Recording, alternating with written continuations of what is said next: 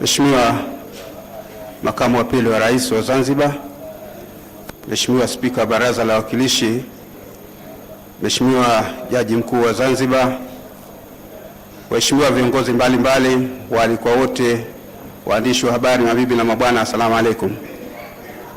Muda wote kuanzia sasa hivi tunamsubiri Mheshimiwa Rais wa Zanzibar na Mwenyekiti wa Baraza la Mapinduzi kuhudhuria katika ukumbi huu kwa ajili ya shughuli hii maalum ya utiaji saini kuhusu mpango mkuu wa upembuzi yakinifu juu ya ujenzi wa bandari shirikishi katika eneo la Mpiga Duri, Unguja na mkoani Pemba, pamoja na mradi wa ufuaji wa umeme kwa nishati ya gesi.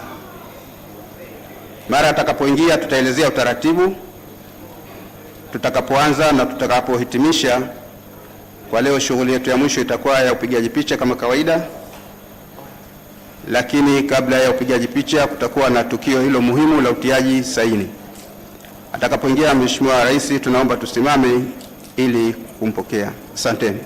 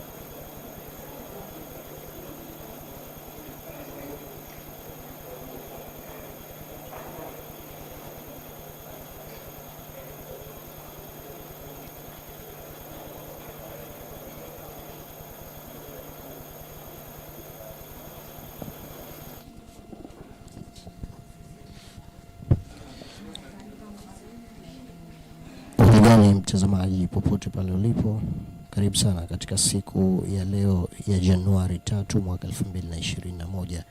Tukaribishe popote pale ulipo unapoendelea kufuatilia matangazo haya kutoka Ikulu jijini Zanzibar. Leo katika hafla katika swala zima la ambapo Rais wa Zanzibar na Mwenyekiti wa Baraza la Mapinduzi Daktari Hussein Ali Mwinyi akitarajiwa kuweza kushuhudia utiaji wa saini wa hati za maelewano yani MOU ambayo inahusu mpango mkuu wa upembuzi yakinifu juu ya ujenzi wa bandari shirikishi ya uvuvi katika eneo la Mpiga Duri Unguja na mkoani Pemba, pamoja na mradi wa ufuaji umeme kwa nishati ya gesi. Katika ukumbi huu tayari viongozi mbalimbali wameshawasili katika ukumbi huu, ambapo kwa sasa akisubiri watu Mheshimiwa Rais kuweza kufika ama kuingia ndani ya ukumbi huu. Makamu wa pili wa Rais wa Zanzibar tayari ameshafika, Ahmed Suleiman Abdallah, Spika wa Baraza la Wawakilishi Zuberi Al-Maulid na viongozi wengine kwa Jaji Mkuu Omar Othman Makungu tayari naye pia ameshafika katika ukumbi huu. Lakini wageni waalikwa kutoka sehemu mbalimbali ndani ya Zanzibar ambapo tayari wameshawasili pia katika ukumbi huu, na waandishi wa habari kwa ajili ya kuweza kuripoti kamilifu zoezi hili. Nasi tutakuletea matangazo haya mwanzo hadi mwisho, ambapo tutakuonesha kile ambacho kipo. Spika wa Baraza la Wawakilishi akionekana Zuberi Al-Maulid naye pia kwa na tabasamu ndani ya ukumbi huu.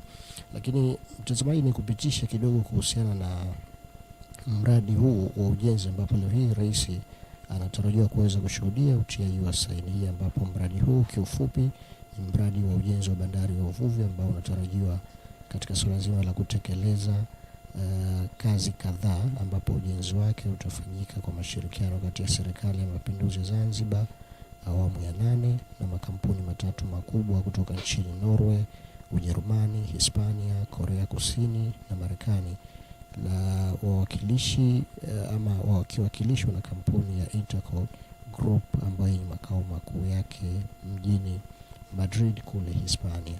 Lakini utekelezaji wa mradi huu ni kwamba utakuwa ni wa awamu ya kwanza katika kufanya upembuzi yakinifu, na baadaye ile awamu ya pili utiaji saini mkataba wa ujenzi.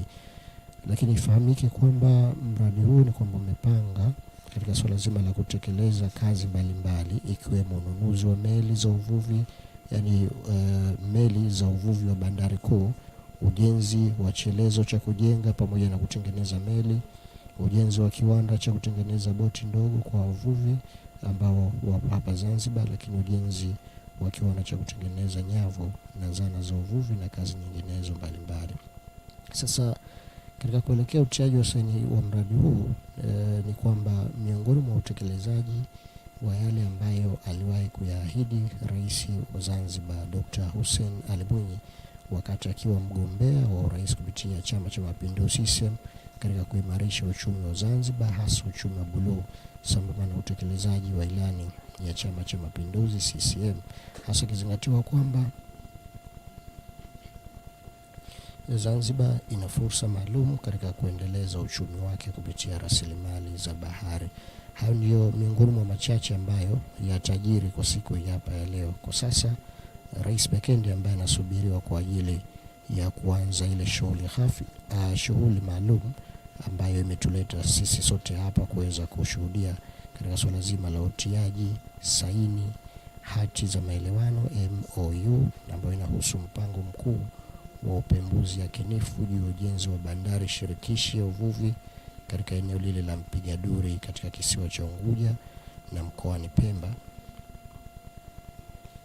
ambapo ni pamoja na mradi wa ufuaji wa umeme kwa nishati ya gesi.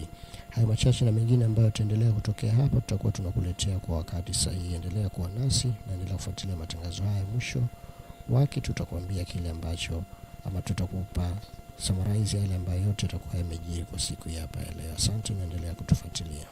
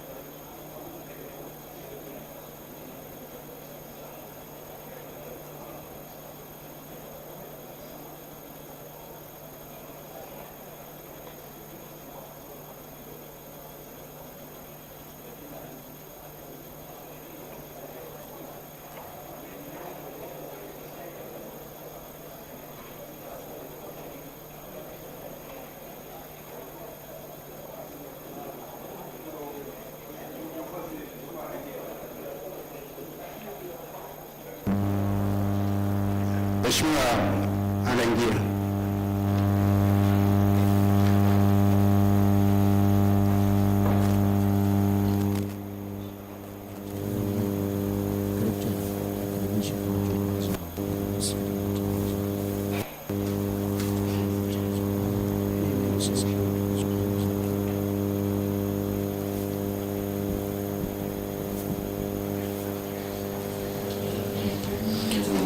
Mtazamaji, karibu kama ndio kwanza unaungana nasi tena katika matangazo haya moja kwa moja kutoka Ikulu Zanzibar. Kwanza tukombe radhi, kabla ya hapo tulikwambia leo ni tarehe 3 Januari, bali ni tarehe 3 Februari mwaka 2021. Kama ndio kwanza unaungana nasi, ni kufahamisha kwamba leo hii Serikali ya Mapinduzi ya Zanzibar ni kwamba inatarajia kutilia na saini katika hati ya maelewano, yani MOU, ambayo inahusu mpango mkuu wa upembuzi yakinifu juu ya ujenzi wa bandari shirikishi ya uvuvi katika eneo la Mpiga, Duri, Unguja na mkoani Pemba, pamoja na mradi wa ufuaji umeme kwa nishati ya gesi. Ndio Rais muda wote kutoka sasa ataingia katika ukumbi huu kwa ajili ya kuanza shughuli hii rasmi, lakini tu zaidi kwamba mradi huu ujenzi wa bandari ya uvuvi unatarajiwa kutekeleza kazi zake kadhaa, ambapo ujenzi wake utafanyika kwa mashirikiano kati ya Serikali ya Mapinduzi ya Zanzibar awamu ya 8 na makampuni matatu makubwa kutoka nchini Norway, Ujerumani, Hispania, Korea Kusini na Marekani, wakiwakilishwa na kampuni ya Ikulu Group yenye makao makuu yake mjini Madrid, Hispania. Tayari ndio Rais ameshaingia katika ukumbi huu. Muda wote kwa sasa tutapata kusikiliza maelekezo kutoka kwa mkurugenzi mawasiliano Ikulu kwa ajili ya kutupa mwongozo kamili wa shughuli nzima hii. Lakini pia kwamba utekelezaji wa mradi huu ni kwamba utakuwa wa awamu ya kwanza kufanya upembuzi yakinifu, na baadaye awamu ya pili utaishia mkataba wa ujenzi. Lakini mradi huu pia umepanga kutekeleza kazi mbalimbali kama ununuzi wa meli za uvuvi wa bandari kuu, ujenzi wa chelezo cha kujenga na kutengeneza meli. Baadaye tutakujuza zaidi kuhusiana na shughuli nzima hii, lakini kabla ya hapo tusikilize maelezo kutoka kwa mkurugenzi wa mawasiliano Ikulu. Katibu Baraza la Mapinduzi na Katibu Mkuu Kiongozi Mhandisi Zena Ahmed Saini, waheshimiwa mawaziri mliohudhuria, Mkuu wa Mkoa wa Mjini Magharibi Mheshimiwa Idrisa Kitwana Mustafa, Naibu Katibu Mkuu wa CCM Zanzibar Mheshimiwa Juma Abdallah Sadala, na wawakilishi wengine wa vyama vya siasa, viongozi wa dini mliohudhuria, makatibu wakuu, wawakilishi kutoka makampuni yanayosimamia miradi ya ufuaji wa umeme kwa nishati ya gesi na mradi wa ujenzi wa bandari ya samaki, waalikwa wote, mabibi na mabwana, asalamu alaikum. Mheshimiwa Rais, kwa mara nyingine tena leo, baada ya takriban wiki moja kupita, muda mfupi ujao tutashuhudia tena utiaji saini kuhusu mpango mkuu wa upembuzi yakinifu, yani feasibility study ya ujenzi wa bandari shirikishi multipurpose fish port katika eneo la Mpiga, Duri, Unguja na mkoani Pemba, pamoja na mradi wa ufuaji wa umeme kwa nishati ya gesi. Kabla ya utiaji saini huo, tutapata maelezo mafupi kuhusiana na miradi hiyo, na vile vile tutapata fursa ya kuona miradi yenyewe kwa njia ya video. Hivyo uwekwaji wa saini utafanyika mara tu baada ya uwasilishwaji wa miradi hiyo kwa njia ya video. Katibu Mkuu Wizara ya Maji na Nishati Dr. Miraji Mgereza Mzee atatia saini mradi wa ufuaji wa umeme kwa nishati ya gesi kwa niaba ya Serikali ya Mapinduzi ya Zanzibar, na mhandisi Michael Angaga yeye ataweka saini kwa niaba ya kampuni ya Ikulu Group. Kisheria, katika utiaji saini huo, mwanasheria wa Wizara ya Maji na Nishati Mhandisi Said Bakari atashuhudia kwa upande wa Serikali ya Mapinduzi ya Zanzibar. Kwa mradi wa ujenzi wa bandari ya samaki, Katibu Mkuu katika Wizara ya Uchumi wa Buluu na Uvuvi Zanzibar, Dr. Abud Suleiman Jumbe ataweka saini kwa niaba ya Serikali ya Mapinduzi ya Zanzibar, na mkurugenzi mtendaji mkuu wa kampuni ya Monitor Power System Bwana Allen Kessler, yeye ataweka saini kwa niaba ya kampuni yake. Shuhuda wa Serikali ya Mapinduzi ya Zanzibar kisheria katika makubaliano hayo atakuwa mwanasheria wa wizara ndugu Ali Hamad Maalim. Mheshimiwa Rais, kutokana na ukubwa na umuhimu wa shughuli yetu hii kwa maendeleo ya Zanzibar, tutakuomba utumie fursa hii na leo kuzungumza na wote wanaotufuatilia kupitia vyombo vya habari na mitandao ya kijamii ndani na nje ya nchi yetu. Kwa niaba yako Mheshimiwa Rais, naomba niwashukuru sana waandishi wa habari wote walioko hapa na wale ambao wanatufuatilia na wamiliki wa vyombo vya habari ambao wamekuwa wakituunga mkono sana na kwa dhati kabisa katika kufikisha taarifa zetu kwa wananchi tunaowahudumia. Kama wanavyotusisitiza umuhimu wa kuwashirikisha wenzetu hawa katika shughuli yetu hii ya leo, tunayo orodha ya vyombo vya habari 15 vinavyochukua taarifa hapa ukumbini kuhusiana na tukio hili, na miongoni mwao vinarusha matangazo haya moja kwa moja kutoka hapa Ikulu. Hivyo baada ya hotuba yako Mheshimiwa, ambayo itashuhudiwa na wananchi mbalimbali, tutahitimisha shughuli yetu kwa shughuli ya upigaji picha. Utaratibu wa picha tutauelezea hapo baadaye, lakini kwa sasa naomba tuwakaribishe wale ambao watatoa maelezo kuhusiana na miradi hii kwa njia ya video waje mbele ya podium. Karibu. You are most welcome to present what you have.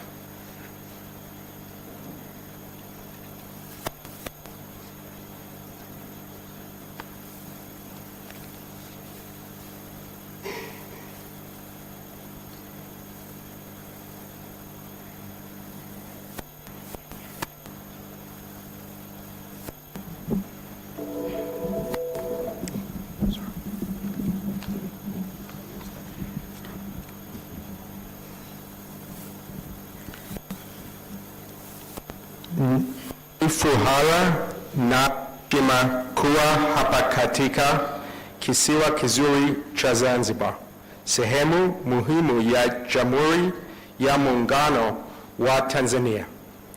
Zanzibar pamoja na bara Tanzania wanaendelea kuvutia wawekezaji kutoka kote duniani, pamoja na wingi wa miradi katika sekta mbalimbali. Jamhuri ya Muungano wa Tanzania ni ardhi ya fursa ya Kiafrika, mahali pazuri, utulivu wa kisiasa na historia tajiri ya biashara ya Zanzibar inafanya eneo bora kwa jimbo la bandari ya usafirishaji wa sanaa na kituo cha vituo, umeme, ufunguo wa ukuaji wa viwanda, na tunakaribisha fursa iliyotolewa na Mheshimiwa Rais Mwinyi, Waziri Kombo, Waziri Masudi, kukuza uchumi wa bluu na kwa njia zote kuifanya Zanzibar kuwa mafanikio makubwa.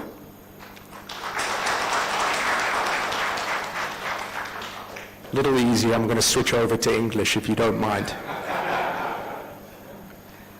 First and foremost, Your Excellency, thank you so much for this gracious and tremendous privilege to be here in Zanzibar. I'd like to introduce our team.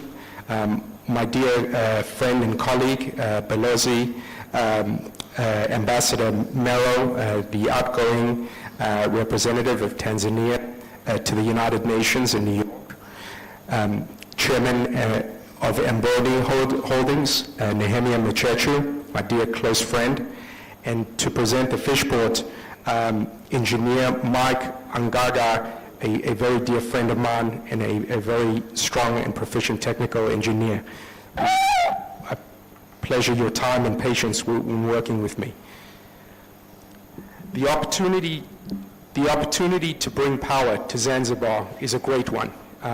In a meeting with His Excellency a few weeks ago, I pointed out that the only difference in industrialization between Mauritius, which has a very similar population and arguably a worse positioning and a much smaller landmass, and that of Zanzibar, is that they have about 12 times the GDP output of Zanzibar.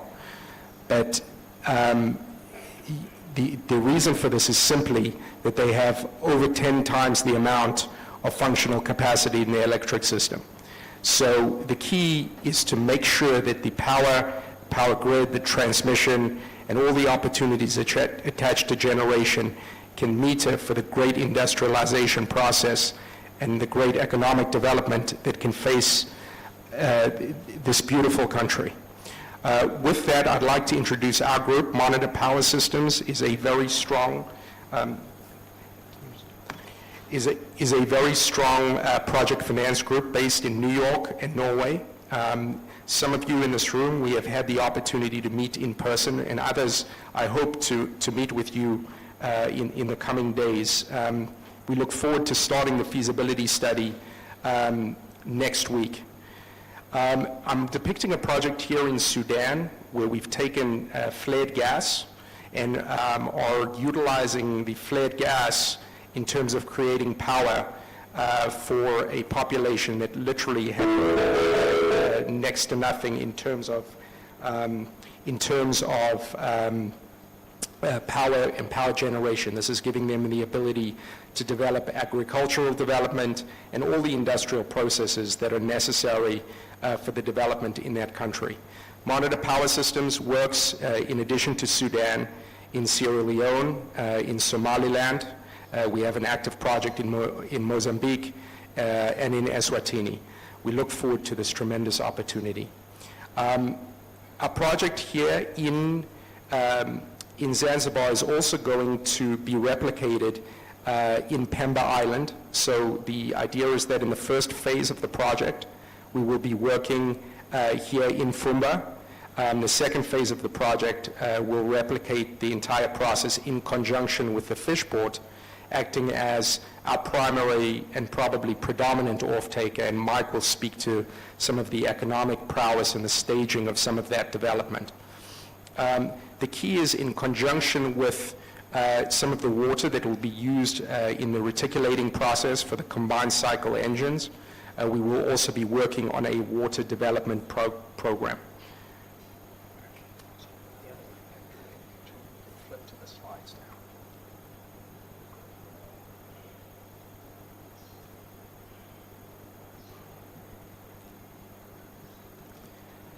The project itself will be based in Fumba. It's not a major footprint in terms of acreage, really going to incorporating the water units, be a little under 7.5 hectares. We're going to use the same footprint for the gas pipeline from the mainland as the transmission cables that were built here during the 60s and upgraded quite recently. And the opportunity is essentially that we're going to be utilizing some of the gas from the Songa Songa fields in southern Tanzania that are being piped into Dar es Salaam. The key is that we will be working to build the pipeline at the same time as we will be working in conjunction to the build out of the power generation project.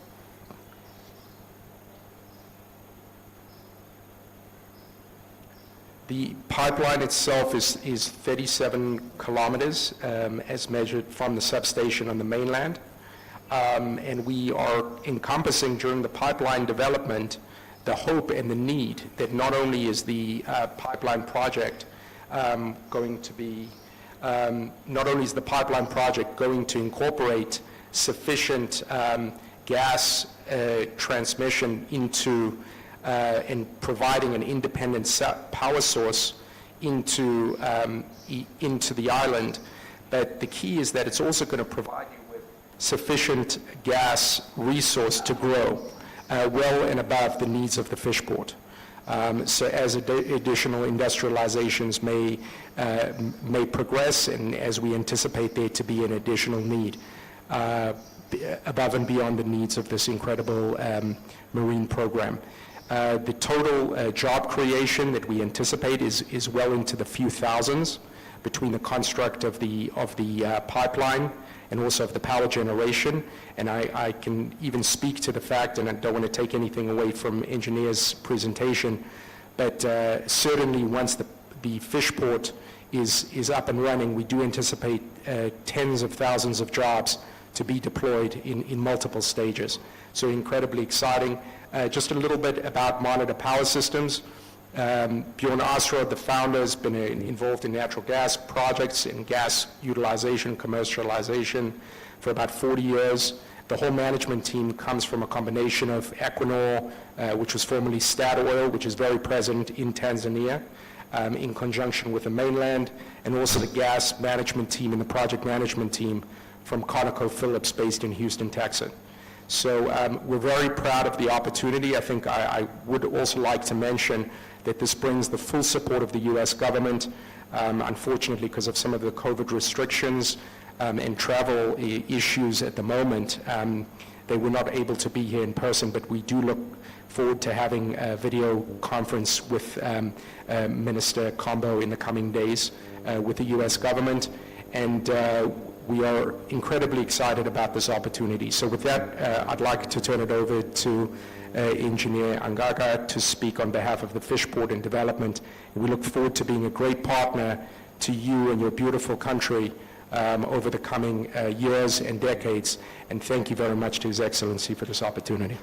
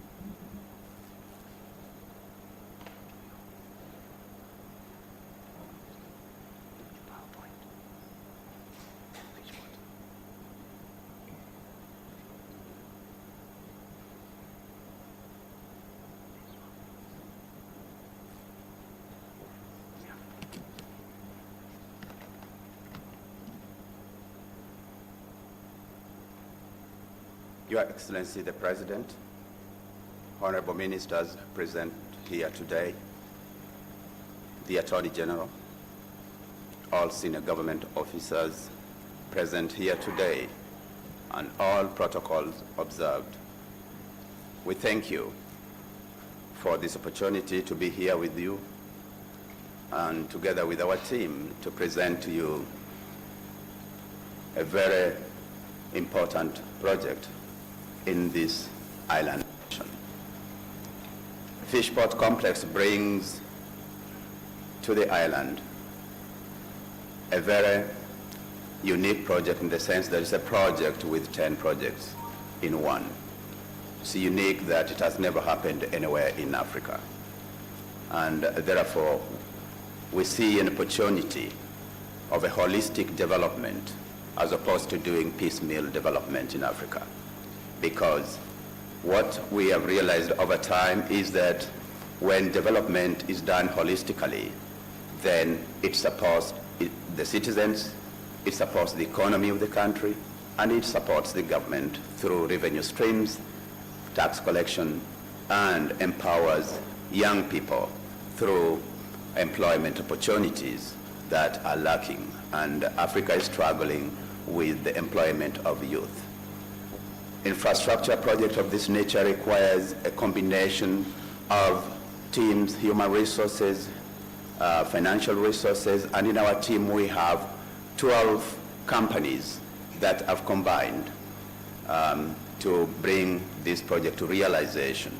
Unfortunately, due to flights rescheduling in different airlines, COVID-19 vaccination requirements for senior citizens above 50 before travel has made some of our team members not to be able to travel and be with us here this morning. However, some of them will be arriving in the country tomorrow and will be here ready to start work. And other technical teams will be arriving next week to start the feasibility study. Your Excellency, we apologize for that. When we look at the fish pot complex, we look at the importance of having the blue economy empower the economy of Zanzibar, because this is an area that has not been utilized. We've been utilizing this sector through artisanal fishing, which is not enough to power the economy. However, currently, if you look at the global economy, we realize that about 3 billion people are employed in the fishing sector. And therefore, with this project in Zanzibar, we anticipate that between 3,000 to 5,000 people initially will be employed in this sector alone. And again, our approach in implementing the fish pot project is that we balance the development of this infrastructure in the sense that we will do this project or implement this project in Unguja, but also make sure that the other part of the project is replicated in Pemba, and therefore that will bring double income to Zanzibar. And this is something that we should be proud of, that the people will feel the importance and the impact of this project immediately as soon as we start the feasibility study, because even with feasibility study, we will do this jointly with the government, and we will make sure that technical teams from the government departments, environmental engineers, civil engineers, electrical engineers will be working with our teams. The Monitor Power System and the Intertoco Group, a group of 12 companies, will be working with the people here, not only to implement the project, but also to transfer skills. One of the missing links in implementation of infrastructure projects is that we have companies coming from the north or from other parts of the world to implement projects in Africa. However, after implementation, they carry away the skills. They don't transfer those skills to our people in Africa. And therefore, our strategy is to transfer skills and empower people who will be working with us in this project over a long time, but at the same time also make sure that these skills will trickle down into our institutions of learning, and that is a way of empowering human resource in Zanzibar. The advantage of Zanzibar in this project is that Zanzibar sits on the what we call super highway, the maritime super highway, going south, going east, or going to Europe or Middle East. Zanzibar is strategically placed. And if you look at the site, the project site, which is Mpiga, Duri, about 1.8 kilometers square, and Mkoani in Pemba, we feel that these are two strategic areas in developing fish pot. And the replication of the fish pot project in both, in the sister islands, is a strategic approach in development. And we are proud that this is going to happen this time, and it will be one of the first.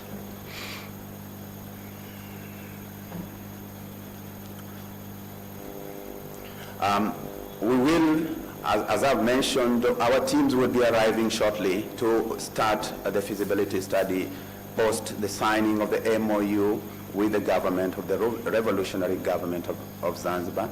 And once we start the feasibility study, we will also ensure that an environmental impact assessment of this project and its replication in Pemba is carried out efficiently, effectively, and timely to ensure that this project will not have any negative impact in the environment. we feel strongly that the ocean, which is the key in the blue economy, needs to be protected. And some of the environmental impact we are witnessing now is the flooding of plastic and wastewater into the ocean. If we expect to get quality fish out of the ocean, then we have to protect the ocean. And therefore, the environmental and socio-economic impact assessment will ensure that.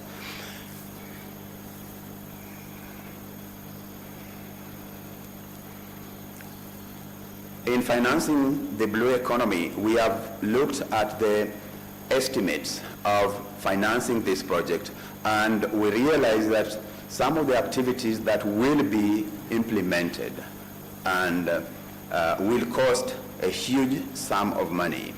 We are looking to bring in $5.3 billion into the development of the project in Unguja and also in Pemba. This contribution of the funds has been done by all the partners in this project, and if you include power project, which probably will be running into close to $1 billion. So we are looking at approximately $6.3 billion to implement the monitor power system, power generation project, and also the fish pot complex in Unguja and also in Pemba.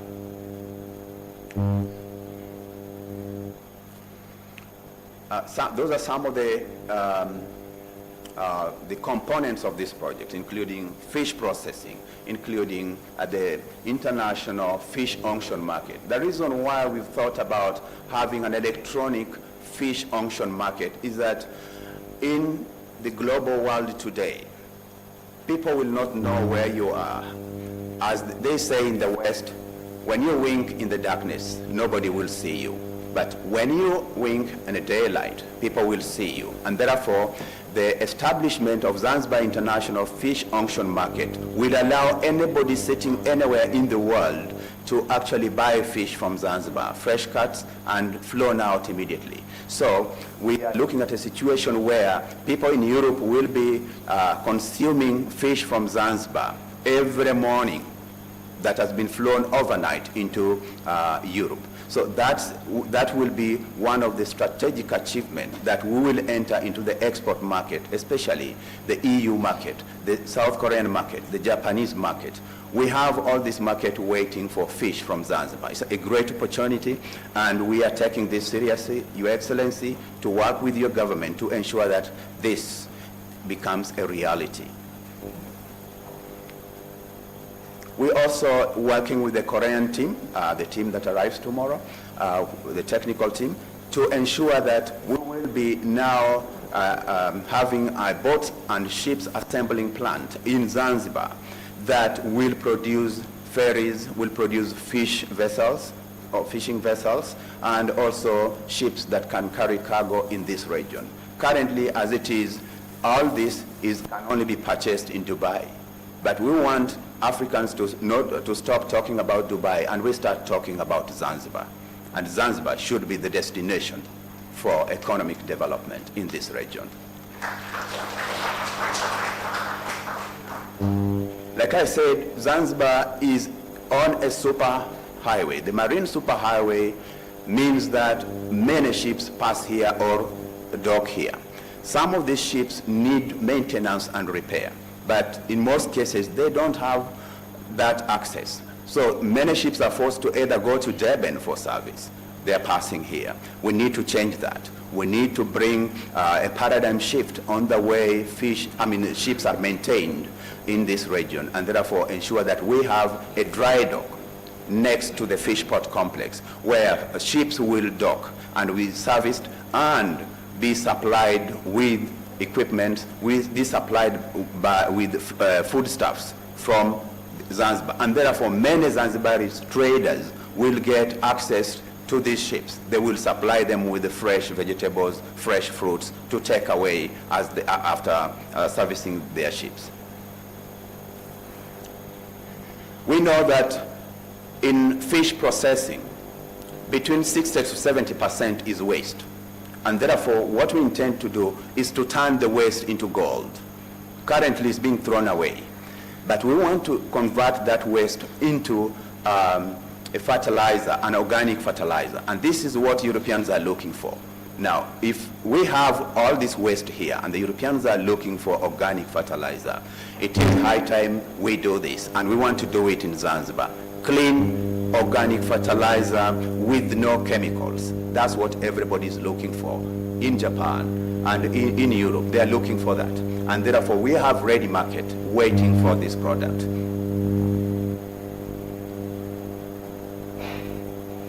We will also develop a fish gear and fish net factory that will produce this facility.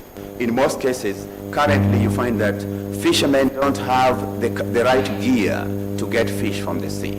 And therefore, apart from having right vessels, they also need the right gear to go into deep sea fishing. And our focus will be deep sea fishing, getting tuna and bringing it out and processing it. And we cannot do that without the right gear.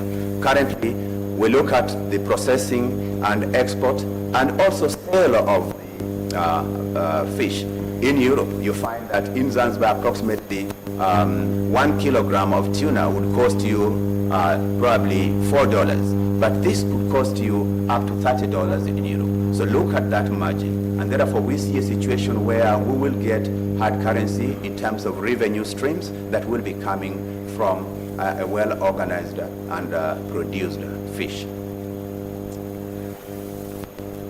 Key to this is the cooling plant. We cannot have a fish pot without a cooling plant to preserve the fish. And that's why we are working hand in hand with the monitor power system to ensure that we have not only affordable electricity, but we also have sustainable and clean source of energy that will ensure that the power plant runs 24/7, 365 or 66 a year, and that our fish will be preserved, and that we will make sure that when this fish is exported, it doesn't reach Europe and we are told that our fish has any infection. We want to make sure that we have fresh cuts from Zanzibar, and we will be calling this fresh cuts of Zanzibar to be consumed in Europe. One of the fundamental and strategic question everybody is asking is why Africa has trained so many people over time since independence, but we still import human resource. We thought about it, and we thought that a project of this magnitude requires an institution of learning. And the kind of institution of learning we thought about is the Institute of Marine Science. If Zanzibar is going to depend on a blue economy, then Zanzibar will be having a pool of experts trained in this institution, and other African countries should now be importing human resource from Zanzibar, and you should be proud of that, especially being a country in the ocean. So we thought about doing this institution that will train young people in Zanzibar from degree programs up to PhD.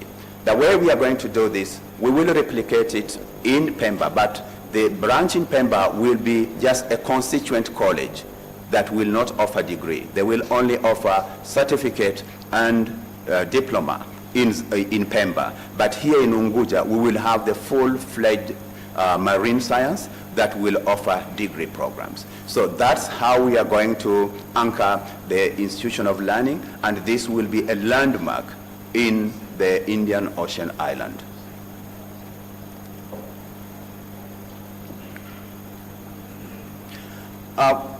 In our partnership with the government, revolutionary government of Zanzibar, we thought about the social aspect, but also the partner aspect, empowerment. In most cases, when we implement projects, implementers always come with corporate social investment, that is investing in the people or doing something that would benefit the people as an addition to the project being implemented. We thought it that the revolutionary government of Zanzibar, being our strategic partner in this project, also will need empowerment. And the empowerment we intend to bring to government is to ensure that, one, we take the cost of removing those who are settled currently in that site, the site of the proposed project, that they are moved in a humane way, and that we build a modern housing with electricity and running water and move them to the new site. And last time when we were here, we made a presentation, and before we made the presentation, we visited the site, a possible potential site, which will be discussed with your government, Your Excellency. And if we are allowed, we will resettle the people there, but we'll also make sure that we have more settlement there for the port workers. They will have unique settlement. But our approach to settlement here will be vertical, not horizontal. Currently, there's a lot of horizontal development in that area that requires to be converted into vertical development. Vertical development ensures that we maximize the use of available land. Also, in terms of support to government, we will also build and construct 2 buildings that will house the Ministry of Agriculture, and the other one will be a modern building for the Ministry of the Blue Economy. Your Excellency, when we get your permission, we will strive to do this as soon as possible, as soon as we start the feasibility study. We feel strongly that the Ministry of Blue Economy is a new ministry and therefore needs a very strategic modern offices where they can operate, an office with all the technology so that they can be in charge of coordination of this process, Your Excellency. The proposed fish port project will be built just next to the Malindi port, right from Bwawani all the way to Utiaji College, just next to Hotel Verde. And that area is what we have identified as a site that will really be suitable. And we have also a road running all the way through Mahurubi, all the way to the port. We intend to dual that site and ensure that the road does not create congestion. The moment it is dualed, and with a huge roundabout heading to Darajani, the port, Maruhubi, and the one entering the fish port. So we will have enough space for the motorist, and that's the site I'm talking about. Those are the current, to the right are the current settlements, but we intend for the Ministry of Agriculture, we will have a modern building like that to take place of the other one, because we are told that that building was only meant for 4 stories and it can't go beyond that, and therefore we want to see at least a vertical development of 10 stories and above. And to the right will be the new look of the Minister of Blue Economy and Fisheries, and to the left will be the settlement housing project for the people who will be moved from the port.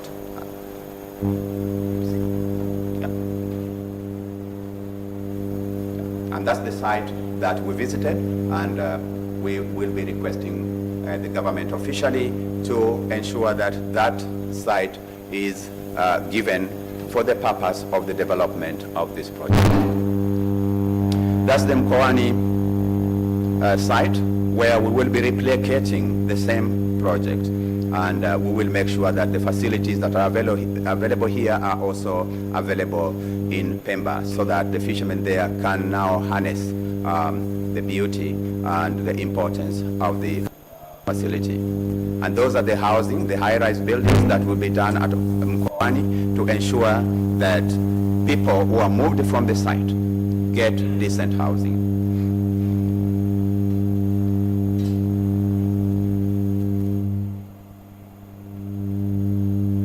So the expected impact of this project is very clear, that it will create employment to the youth, that the youth will be involved. Right from feasibility study, we will get experts, either from institutions as interns or from the government pool of unemployed qualified Zanzibaris who will be working with us based on their qualifications. So they will be engaged right from the feasibility study through to development. We do not want to employ young people into the project they have no idea about.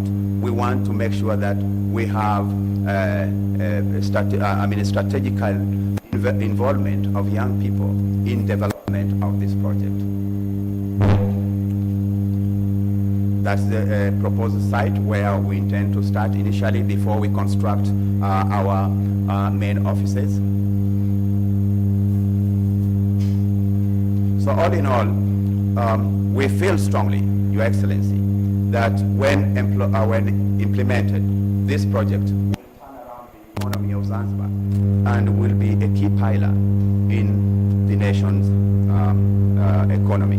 And therefore, we look forward to working with your government, Your Excellency, and we plead with you to give us the support that is required and that this project will be accepted to your government as one of the pillar economy of Zanzibar.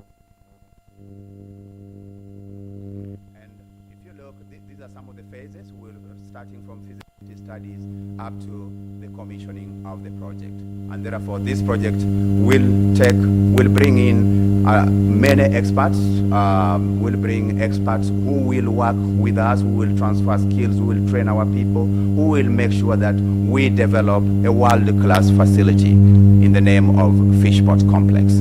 Thank you, Your Excellency.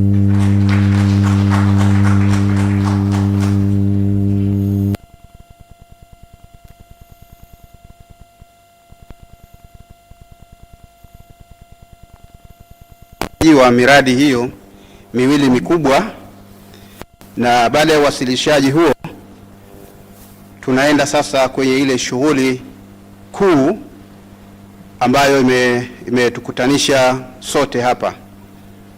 Ni shughuli ya utiaji saini hati ya makubaliano kuhusu kazi za upembuzi yakinifu wa miradi hiyo ambayo tumewasilishiwa. Kwa hiyo nitaanza kumkaribisha Katibu Mkuu Wizara ya Maji na Nishati pamoja na Injinia Michael Angaga kwa ajili ya kuja kusaini makubaliano ya mradi wa ufuaji wa umeme kwa gesi, kwa nishati ya gesi. Baada ya watiaji saini hao, tutamkaribisha tena Katibu Mkuu Wizara ya Uchumi wa Buluu na Uvuvi ili naye aje kusaini hati ya makubaliano kwa ajili ya ujenzi wa mradi wa bandari ya samaki. Kwa hiyo naanza kumkaribisha Katibu Mkuu Wizara ya Maji na Nishati na pamoja na mkurugenzi na Injinia Michael Angaga kwa ajili ya shughuli hiyo. Karibuni sana.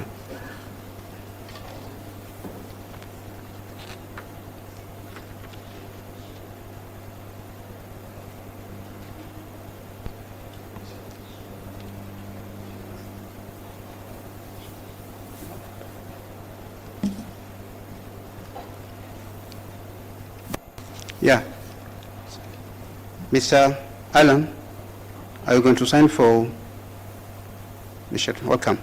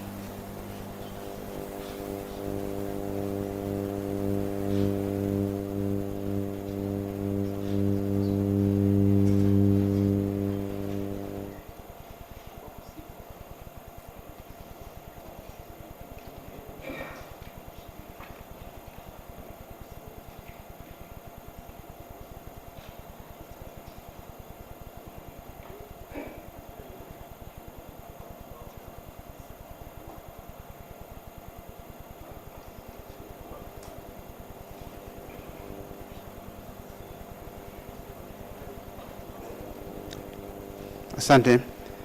Namwita sasa Katibu Mkuu Wizara ya Uchumi wa Buluu aje kusaini mradi wa ujenzi wa bandari ya samaki. Katibu Mkuu, karibu.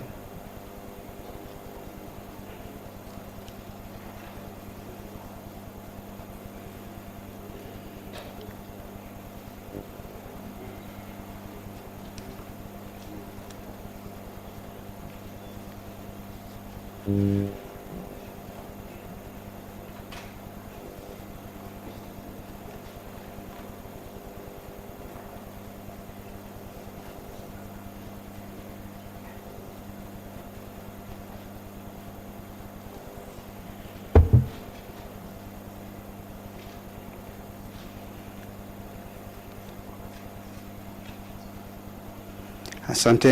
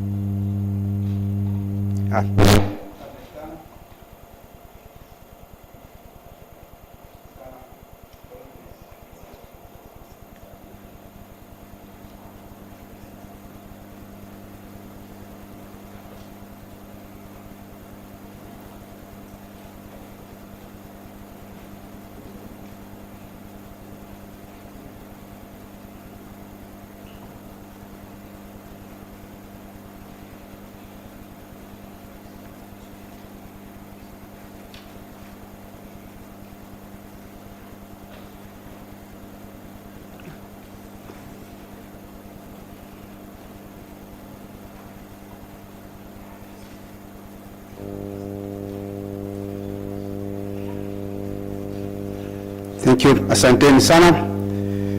Mheshimiwa Rais na ndugu viongozi wote mliohudhuria, baada ya tukio hilo, kwa heshima na taadhima, namuomba Mheshimiwa Rais wa Zanzibar na mwenyekiti wa Baraza la Mapinduzi aje kuzungumza nasi tulioko na vile vile wananchi ambao wanafuatilia shughuli yetu hii kupitia mitandao ya kijamii. Mheshimiwa Rais, karibu.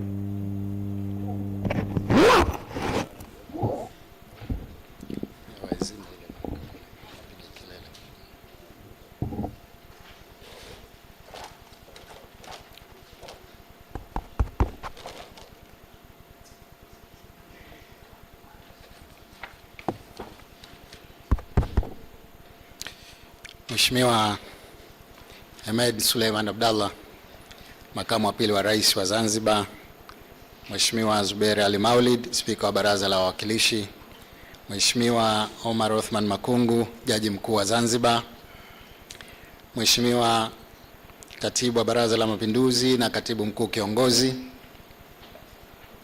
wageni wetu mliopo hapa kwa ajili ya kusaini mkataba huu, Mheshimiwa Mkuu wa Mkoa wa Mjini Magharibi, waheshimiwa wajumbe wa Baraza la Wawakilishi mliopo, waheshimiwa viongozi wa dini na viongozi wa vyama vya siasa mliopo hapa, makamanda wa vyombo vya ulinzi na usalama, ndugu viongozi na watendaji mbalimbali wa serikali mliohudhuria, wanahabari, ndugu wananchi, mabibi na mabwana, assalamu alaikum. Nianze kwa kumshukuru Mwenyezi Mungu mwingi wa rehema kwa kutujalia uhai na uzima na kutuwezesha kukutana leo hapa kwa mara nyingine tena kushuhudia utiaji wa saini wa mkataba wa makubaliano ya awali ya ujenzi wa bandari za uvuvi hapa Unguja katika eneo la Mpiga Duri na kule Pemba katika eneo la bandari ya Mkoani. Niseme tu kwamba huu ni mwendelezo wa ushirikiano wetu na sekta binafsi katika kukuza uchumi wa Zanzibar.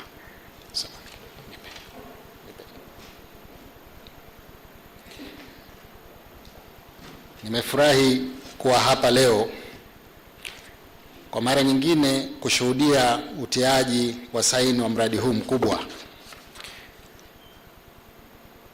ambao kama nilivyosema unajumuisha bandari za uvuvi Unguja na Pemba. Sasa mradi huu kama tulivyoelezwa ni kwamba utahusisha ujenzi wa maegesho ya meli za uvuvi yenye gati 5 kwa upande wa bandari ya Mpiga Duri hapa Unguja na gati 2 kwa bandari ya mkoani Pemba. Aidha, kutakuwa kuna ununuzi wa meli za uvuvi kwa ajili ya uvuvi wa bahari kuu. Kutakuwa kuna ujenzi wa chelezo cha kujenga na kutengeneza meli hapa Zanzibar. Kutakuwa na ujenzi wa kiwanda cha kutengeneza boti ndogo ndogo kwa ajili ya wavuvi wadogo wadogo. Kutakuwa na ujenzi wa kiwanda cha kutengeneza nyavu na zana za uvuvi mbalimbali. Kutakuwa na ujenzi wa kiwanda cha kusindika minofu ya samaki, yani fish processing plant. Kutakuwa na ujenzi wa kiwanda cha kutengeneza mbolea itayotokana na mabaki ya samaki. Kutakuwa na ujenzi wa soko la mnada wa samaki la kimataifa, yani International Fish Auction Market. Kutakuwa na ujenzi wa majokofu mbalimbali ya kuhifadhia samaki, yani cold storage facilities, na ujenzi wa chuo kikuu cha kufundishia uvuvi na ubaharia. Bila shaka sote tunakubali kwamba huu utakuwa mradi mkubwa sana. Ni mradi ambao utachukua eneo kubwa kutoka Mpiga Duri mpaka karibu na Bowani. Kwa maana hiyo ni kwamba ukitekelezwa, uchumi wa Zanzibar utakuwa kwa haraka sana. Ujenzi huu utafanyika kwa mashirikiano baina ya serikali ya awamu ya 8 ya Zanzibar na makampuni 5 au makampuni 12 samahani, kutoka nchi 5 za Norway, Ujerumani, Spain, Korea Kusini na Marekani. Nimesimama hapa kwanza kuwashukuru wabia wetu ambao wameona umuhimu wa kutuunga mkono katika kuleta miradi mbalimbali hapa Zanzibar. Pili, nataka niendelee kuwasihi wawekezaji mbalimbali kuja Zanzibar. Miradi bado tunayo mingi, na niseme tu kwamba serikali itaendelea kutekeleza miradi mbalimbali ya maendeleo kwa utaratibu wa aina 3. Ya kwanza itakuwa miradi ya miundombinu ya kibiashara, na mfano mzuri ni ule mradi tuliotia saini wiki iliyopita ya bandari ya Mangapwani na Bumbwini. Lakini mfano mzuri mwingine ni bandari hii ya Mpiga Duri ambayo ni maalum kwa ajili ya masuala ya uvuvi. Lakini bado tuna miradi ya umeme ambayo tumetia saini leo hapa vile vile, kwa sababu miradi hii mikubwa itahitaji umeme mwingi. Zanzibar sasa hivi tuna umeme hapa Unguja wa megawati 100 tu, na kule Pemba ni megawati 20 tu. Hatuwezi kuendelea kwa umeme mdogo kiasi hicho. Kwa hiyo ni lazima tuanze safari ya kuzalisha umeme mwingi uendane na mipango yetu ya maendeleo kama hii tunayoizungumzia. Ndio maana leo tumeona umuhimu wa kuingia makubaliano ya kuendelea kuzalisha umeme huo. Lakini vile vile kutakuwa kuna miradi mingine mingi mikubwa. Kwa hivyo miradi ya aina hiyo ya miundombinu ya kibiashara itakuwa ni ya ubia kati ya wawekezaji na serikali ya Mapinduzi ya Zanzibar. Lakini miradi ya aina nyingine itakuwa ni miradi ya huduma. Miradi ya huduma kama vile barabara, elimu, afya na maji. Miradi hii itatekelezwa na serikali yenyewe, na serikali itatafuta fedha kupitia njia mbalimbali, ikiwemo bajeti yake ya kila mwaka, lakini mikopo ya masharti nafuu, na vile vile kutafuta ufadhili wa nchi marafiki. Lakini aina ya 3 ya miradi ni miradi itakayotekelezwa na sekta binafsi peke yake, nayo tunayo mingi. Nimesimama hapa kuwakaribisha waendelee kuja. Zanzibar inahitaji viwanda, Zanzibar inahitaji mahoteli na mambo mengi kadha wa kadha kuhusu eneo la utalii na maeneo mengine. Kwa hivyo leo nimefurahi sana kwamba tunao ndugu zetu wa kampuni ya Intertoco Group ambao wamekuja na mradi kama mlivyosikia katika presentation yao. Wanazungumzia kuwekeza Zanzibar bilioni 6.3 dola za Kimarekani. Hizo ni fedha nyingi sana. Nachukua fursa hii vile vile kuwakaribisha wawekezaji wengine mbalimbali kama nilivyosema, katika miradi kadhaa ambayo bado tunayo. Tuna eneo zuri sana, eneo la hoteli ya Bwawani linahitaji uwekezaji. Tuna eneo zuri sana la Mji Mkongwe, lazima sasa tuliendeleze kibiashara. Lakini vile vile tuna viwanja vya ndege vya hapa Unguja na Pemba ambavyo vinahitaji uwekezaji mkubwa. Unapokuwa na mradi kama huu wa Mpiga Duri, hawa watahitaji kusafirisha samaki kwa ndege, si kwa meli peke yake. Kwa maana hiyo lazima sasa tujipange katika kuhakikisha tunawekeza vyema katika viwanja vya ndege Unguja na Pemba. Kwa bahati nzuri tayari nimeshapokea maombi kadhaa ya wawekezaji wanaotaka kuwekeza katika kuendeleza viwanja vyetu vya ndege. Kwa hivyo sina shaka yoyote kwamba tukiendelea na spidi hii, katika muda mfupi sana Zanzibar itapata miradi mikubwa sana ya kimaendeleo. Lakini niseme tu kwamba wananchi wasidhani kwamba miradi hii haiwahusu. Hapana, miradi hii inawahusu sana. Mradi mkubwa kama huu utahitaji mambo mengi sana. Wageni watakaokuja watahitaji makazi. Tuwe tayari kuchangamkia fursa za kujenga nyumba kwa ajili ya kukodisha. Watahitaji mahoteli ya kukaa, watahitaji vyakula, watahitaji mambo kadha wa kadha. Kwa hivyo mradi kama hii miwili mikubwa ambayo tumeshasaini, sina shaka itabadilisha hali ya maisha ya Wazanzibari kwa kiwango kikubwa. Niombe kwa mara nyingine tena kuwashukuru kwa dhati kampuni ya Intertoco Group kwa kuonyesha njia ya utekelezaji wa sera yetu ya uchumi wa bluu. Kwa hakika leo tumeanza safari mpya, safari ya kuanza utekelezaji wa sera ya uchumi wa bluu, na hivi ndio inavyotakiwa iwe, kwa miradi mikubwa ambayo mradi huu kwa njia nyingi sana utasaidia hata wale wavuvi wadogo, kwa sababu sasa watakuwa na soko la uhakika. Baada ya kukamilika mradi huu watakuwa na uhakika kwamba bidhaa zao haziharibiki, kwa sababu kutakuwa na majokofu ya kuhifadhia. Kwa maana hiyo ni kwamba miradi hii italeta neema nyingi kwa wananchi wote. Ni matumaini yangu kwamba vijana watachangamkia fursa nyingi za ajira zitakazotokana na miradi hii. Kwa hivyo yale tulikuwa tunayasema sasa mwanga unaanza kuonekana. Nichukue fursa hii niwashukuru wawekezaji wetu ambao tayari wameshaonyesha nia ya kuwekeza, lakini wengi tuko katika mazungumzo, na kadri siku zitavyokuwa zinakwenda tutaendelea kuwaonyesha Wazanzibari kwamba tunawaita hapa kusaini mikataba mikubwa ambayo itabadilisha kabisa uchumi wa Zanzibar. Na kushukuruni sana kwa kunisikiliza. Mungu ibariki Zanzibar, Mungu ibariki Tanzania. Asanteni sana.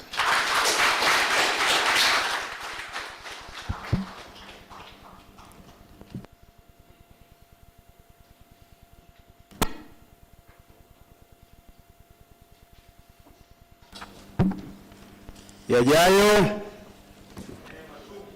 Asanteni sana. Mheshimiwa Rais, baada ya hotuba yako hiyo, tunaendelea na ratiba yetu, na shughuli ya mwisho kwa mujibu wa ratiba ni picha. Tutakuwa na picha 4 ambazo zimepangwa. Picha ya kwanza itahusisha meza kuu kushoto yangu, kuanzia kwa makamu wa pili wa rais wa Zanzibar hapa. Itahusisha mawaziri, AG, RC, na mwanasheria mkuu na mkuu wa mkoa wa Mjini Magharibi na naibu katibu mkuu wa CCM Zanzibar. Picha ya pili itahusisha meza kuu, vyombo vya usalama na ulinzi, na picha ya tatu itahusisha meza kuu, kamati ya maandalizi ya MOU, na ya 4 ya mwisho kabisa kwa leo itahusisha meza kuu, vyama vya siasa na viongozi wa dini. Naomba sasa kwa unyenyekevu mkubwa picha ya kwanza ikimwache Mheshimiwa Rais wao waanze kutangulia sehemu ya picha, ili atakaponyanyuka tunafupisha zoezi, tunaendelea na picha nyingine. Kwa hiyo meza kuu ambayo inahusisha Mheshimiwa makamu wa pili wa rais, Spika Baraza la Wawakilishi, Jaji Mkuu na Katibu Mkuu Kiongozi na Katibu Baraza la Mapinduzi, pamoja na mawaziri na mwanasheria mkuu na mkuu wa mkoa tutangulie na naibu katibu mkuu wa CCM, na picha ya pili na wao waanze kujitayarisha. Nimetaja vyombo vya ulinzi na usalama wakuu, vile vile meza kuita ishakuweko kule, na picha ya tatu na wao wakae tayari. Watu wa itifaki itapokuwa tayari tunaomba tuashirie ili tumnyanyue Mheshimiwa Rais.